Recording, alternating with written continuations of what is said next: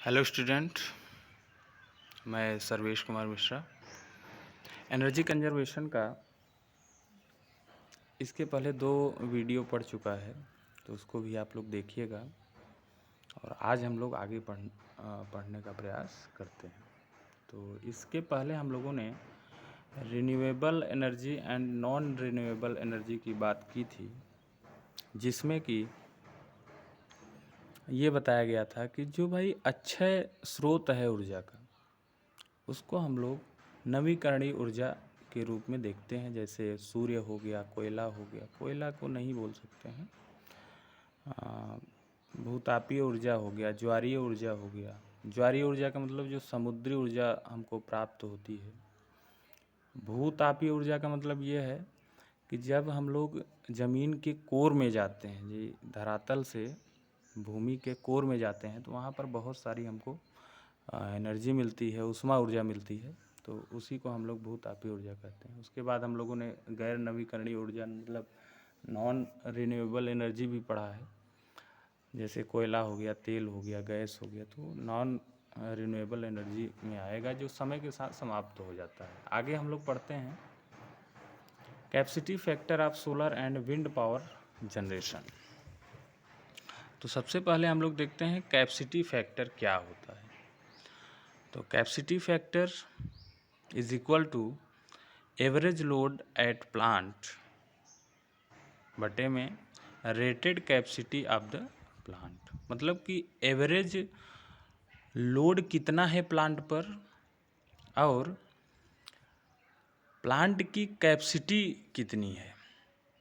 मतलब जैसे कि अगर कहा जाए कि एक गांव है और उस गांव को बिजली देने के लिए एक हमने पावर जनरेशन लगाया है, तो हम देखते हैं कि उस गांव का लोड कितना है, मतलब कितना ऊर्जा वो खपत कर सकता है, और ये हमारा प्लांट जो हमने बिजली घर लगाया हुआ है वहाँ से कितना उत्पादन हो रहा है। उन दोनों के अनुपात को हम लोग कैपेसिटी फैक्टर कहते हैं, और ये हमेशा जो है 1 से कम होता है। अगर इसको हम शब्दों के रूप में कहें तो कैपेसिटी फैक्टर यह वैद्युत शक्ति संयंत्र पर औसत विद्युत भार तथा उसकी निर्धारित क्षमता का अनुपात है। यह संयंत्र का भार गुणक भी होता है, जिसका मान 1 से कम होता है। समझ गए आप लोग?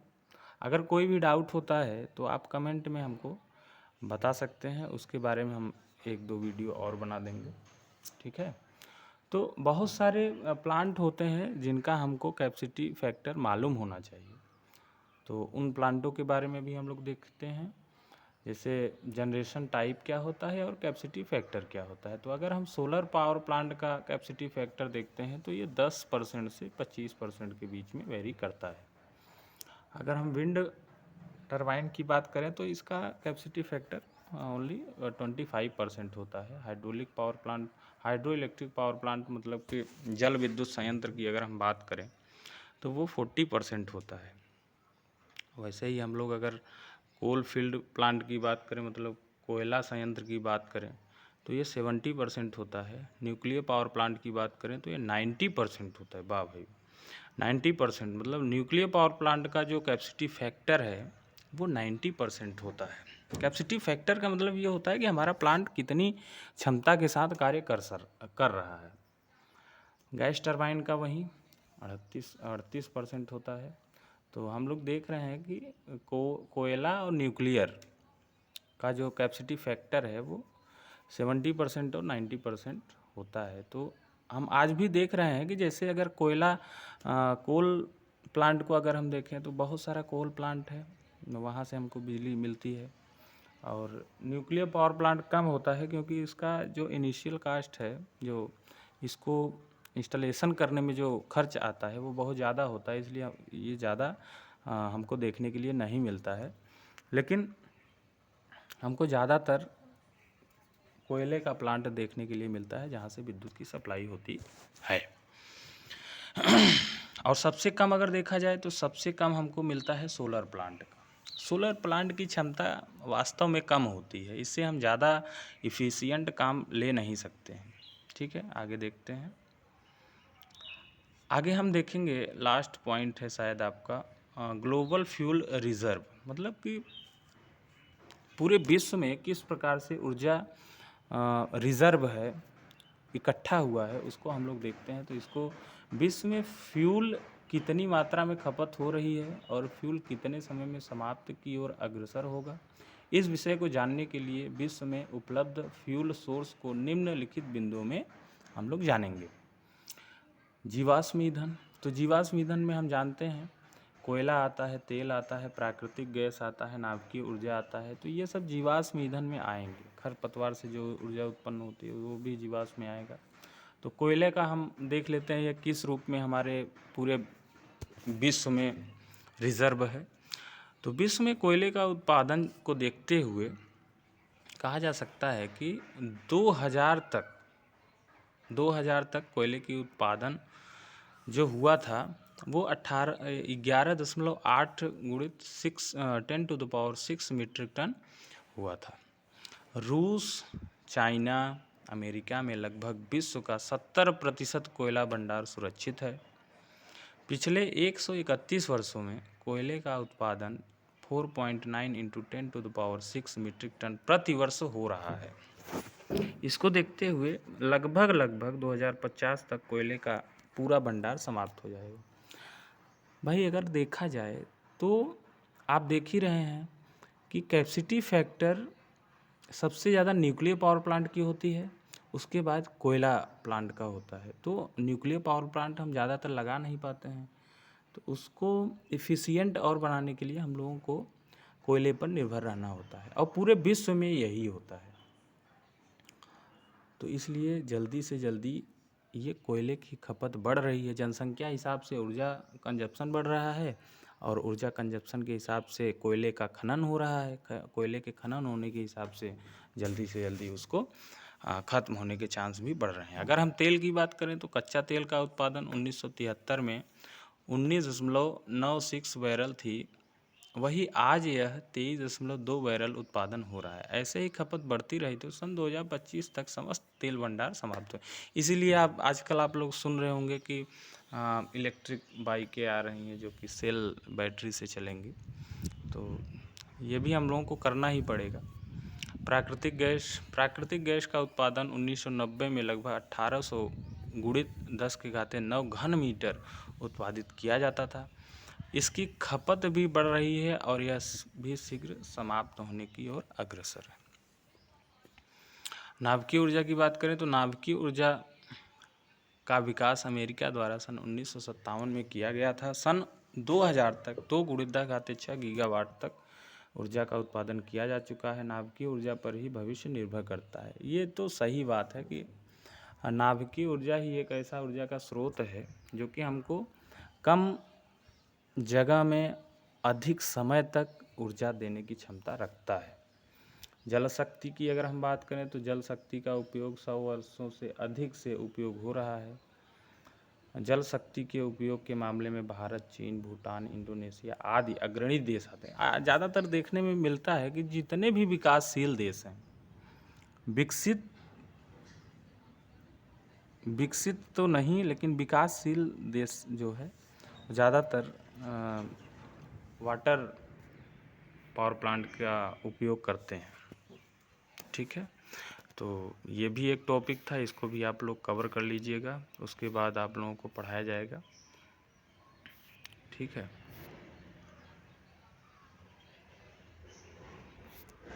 अगर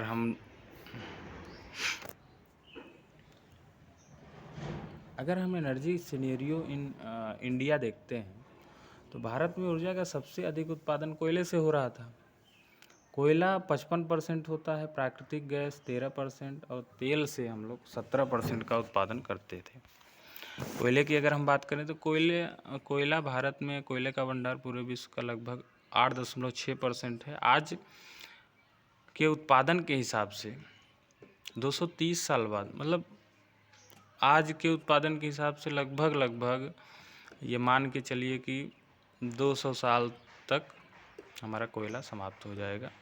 भारत दुनिया में कोयला उत्पादन का चौथा बड़ा देश है। कोयले का उत्पादन भारत के आंध्र प्रदेश, उत्तर प्रदेश, बिहार, मध्य प्रदेश, महाराष्ट्र, उड़ीसा, झारखंड, पश्चिम बंगाल आदि राज्यों में किया जाता है। तेल का उत्पादन, तेल उत्पादन में पूरे विश्व का लगभग 0.92% 2008 में, 2016-17 में, और 2008-9 में 0.63% और 2017-18 में 4.46% था। भारत तेल उत्पादक देशों में अपना स्थान शीर्ष 10 देशों में रखता है। भारत में तेल भंडार सन 2070 तक समाप्त होने की संभावना है। भारत में तेल का उत्पादन मुंबई, असम, गुजरात में किया जाता है। तो ये सब आपको थियरी है, थियरी को आप लोग याद रखिएगा। प्राकृतिक गैस की बात करें तो भारत में प्राकृतिक गैस का उत्पादन 2019 तक 40,380 मिलियन क्यूबिक मीटर है। इसके साथ भारत प्राकृतिक गैस के उत्पादन में विश्व में 22वें स्थान पर आता है। परमाणु ऊर्जा, भारत के ऊर्जा उत्पादन में परमाणु ऊर्जा 2.4% की भूमिका निभाता है, तो ये सबसे कम है। विद्युत ऊर्जा, पूरे भारत में विद्युत ऊर्जा उत्पादन करने की क्षमता 2004 में 1,12,580 मेगावाट थी। धीरे धीरे विद्युत ऊर्जा के उत्पादन में बढ़ोतरी हो रही है, सोलर एनर्जी वगैरह सब आ रहे हैं, तो सब बढ़िया हो जाएगा। अगर impact of energy usage on climate, ऊर्जा का हम लोग निरंतर उपयोग कर रहे हैं तो उसका पर्यावरण पर भी प्रभाव पड़ रहा है। पर्यावरण पर प्रभाव देखने के लिए मिल रहा है कि भाई जैसे जैसे हम कोयले का खनन कर रहे हैं, भूस्खलन वगैरह आ रहा है, उसके बाद जो उससे कार्बन का उत्सर्जन होता है उससे हमारा वातावरण प्रदूषित हो रहा है, जिसके कारण स्वास्थ्य हानियाँ हो रही हैं। तो इसका भी हम लोग देख लेते हैं। ऊर्जा का उपयोग करने से जलवायु में परिवर्तन की समस्या उत्पन्न हो रही है, जैसे समुद्र के स्तर का बढ़ना, मौसम में परिवर्तित, बाढ़, सूखा तथा तूफान आदि द्वारा हम लोग प्रभावित हो रहे हैं। इस प्रकार की सभी परिवर्तन का कारण